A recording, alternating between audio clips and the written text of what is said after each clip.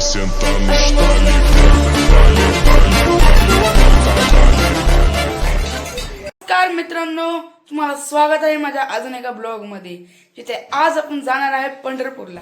ज्या रूटनी वारकरी गेले पण आज त्या रूटनी जाणार. विठ्ठल विठ्ठल विठ्ठल विठ्ठल विठ्ठल विठ्ठल विठ्ठल विठ्ठल विठ्ठल विठ्ठल विठ्ठल विठ्ठल विठ्ठल विठ्ठल विठ्ठल विठ्ठल लागला जीवाला छंद सावळा रे विठ्ठल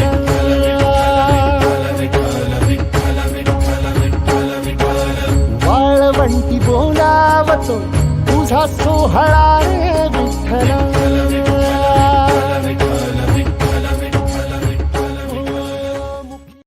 आता आपण पंढरपूरला जाताना आपल्याला जेजुरी हा मार्ग लागलेला आहे, म्हणून आपण जेजुरीला थांबणार आहे. आपल्या समोर आता जेजुरीला मंदिरला जायची आता पायऱ्या.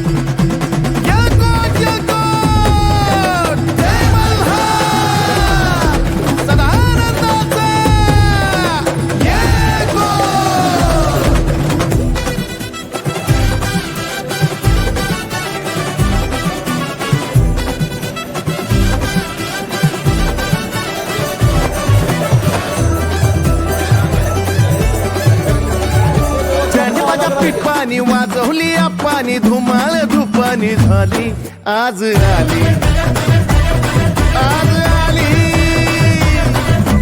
लावल्यात कमानी नको ठेवू दमानी जोरात जोमान आली आज आली आज आली. जत्रा गावाची हाय ना आता नाचले हा बिगर राय ना.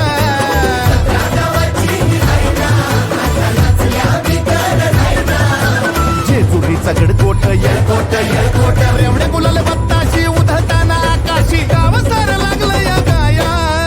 राया राया राया राया खंडे राया जेजुरीच्या खंडे राया पडतो पाया.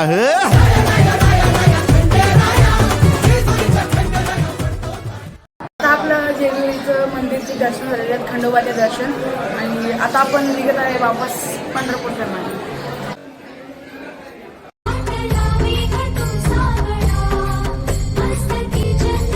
जेजुरी पासून पंढरपूरला जाताना आम्हाला संत ज्ञानेश्वर महाराजांची पालखीही लागली.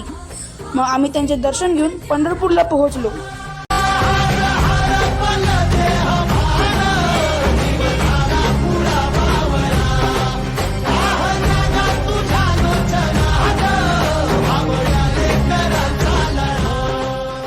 आपण सक्सेसफुली पंढरपूरमध्ये पोहोचले आहोत आणि आपण चंद्रभागमध्ये आपले हातपाय धुतलेले आहेत आणि आता आपण श्री चैतन्य महाराज मठमध्ये इथं आराम करणार आहे आणि थोडं जेवण करणार आहे.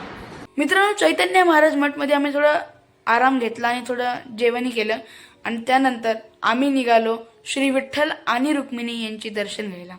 आणि तिथं मंदिरामध्ये तर फोन अलाउड नव्हते म्हणून मी व्हिडिओ तर नाही काढू शकलो.